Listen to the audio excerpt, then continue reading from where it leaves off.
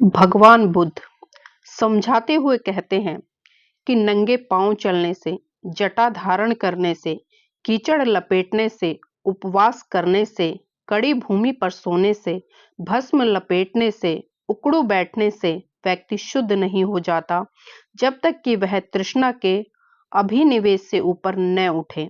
यानी कि धर्म का जो संबंध है वो मन से है, शरीर से नहीं, क्योंकि मन के द्वारा सभी कार्य संपादित होते हैं।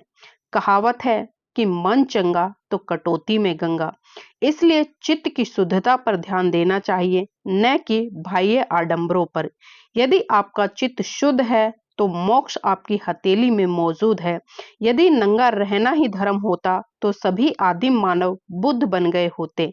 न जटा धारण करने से कोई धार्मिक बनता है और न मुंडन कराने से। यह सब मात्र उपाय हो सकते हैं जो व्यक्ति को यह स्मरण दिलाए कि हाँ, मैंने यह वेशभूषा धारण कुछ कारणों से की है, अतः मुझे इस तरह के शब्दों का प्रयोग नहीं करना चाहिए, इस प्रकार का बर्ताव नहीं करना चाहिए। ये मन को नियंत्रण करने के लिए बनाए गए साधन मात्र हैं, यह साध्य नहीं है। हम संसार में इसलिए चक्कर नहीं काट रहे हैं कि हम नंगे नहीं रहेंगे, हमने जटा नहीं धारण की या उपवास नहीं किया, अपितु तृष्णा के चलते, मोह के चलते हम इस संसार में हैं। उसको शुद्ध करना होगा, उसको त्यागना होगा।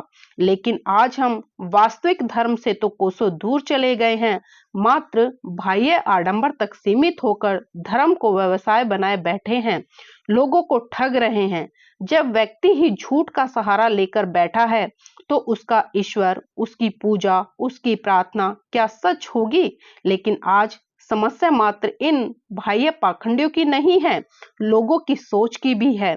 वे किसी गुरु के पास जाते हैं तो इसलिए कि उन्हें अपनी तरह की सोच की सोसाइटी मिलती है, वहां लोग मिलेंगे, आपस में मित्रता बढ़ेगी, अपने स्वार्थ का काम निकाल जाएंगे, या फिर वे व्यापार के लिए संबंध बढ़ाना चाहते हैं, या फिर शादी विवाह रचाने का माध्यम ढूंढते हैं। आजकल बहुत सारे लोग आश्रम के धार्मिक संस्थान के माध्यम से विदेशों में घूमना भी चाहते हैं। ये संत महात्मा उनके सबसे उपयुक्त साध्य हैं। ऐसी परिस्थिति में यद्यपि इन गुरुओं का भी कोई दोष नहीं है, लेकिन मैं यहाँ पर आपको समझाते हुए इतना जरूर कहना चाहूंगी कि जो धर्म है या जो धम्म है उसका संबंध केवल मन से है, मन के कुलुषित विचारों से है। उनकी शुद्धि होनी चाहिए। वह कैसे की जा सकती है उस पर विचार करें। यदि कोई इस संबंध में कहता है कि कैसे राग, द्वेष, मोह, ईर्ष्या का नाश हो, तो उसे चाहिए कि वह उसका अनुसरण करे। यही धर्म है या धम्म है। हमें उसी को अपना गुरु स्वीकारना चाहिए जो स्वयं उसके अनुरूप आचरण कर रहा हो, अन्यथा अपना दुर्लभ समय व्यर्थ नहीं गुजारना चाहिए। लेकिन आज वर्तमान समय में हम देख रहे हैं कि कुछ लोग बड़े बड़े बाल धारण कर लेते हैं, भगवा चीवर या भगवा वस्त्र धारण कर लेते हैं, बड़ी बड़ी मीठी चिकनी चुपड़ी बातें कर लेते हैं। लेकिन जब चित्त की पहचान की जाती है, चित्त की बात की जाती है, तो चित्त उनका आज भी उसी तरह से दूषित है, उसी तरह से राग द्वेष में फंसा हुआ है जैसे पहले फंसा हुआ था। जिस संस्कृति में वो पहले रह रहे थे, आज भी उसी संस्कृति का पुट उन लोगों के व्यवहार में, आचरण में, वाणी में दिखता है।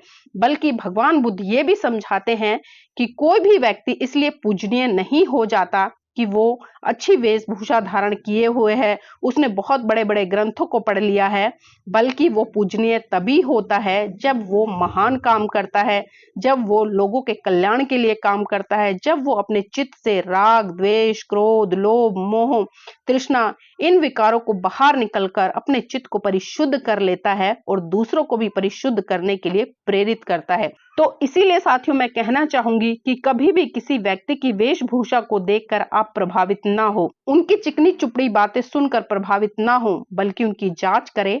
और जब जांच करे और तर्क की कसौटी पर खरा उतार ले, और जब आपके तर्क की कसौटी पर खरी उतर कर वो बातें आपको जच जाए और आपका कल्याण उन बातों से हो, तभी आप उस बात को माने, अन्यथा तो उस बात को वहीं का वहीं छोड़ दें।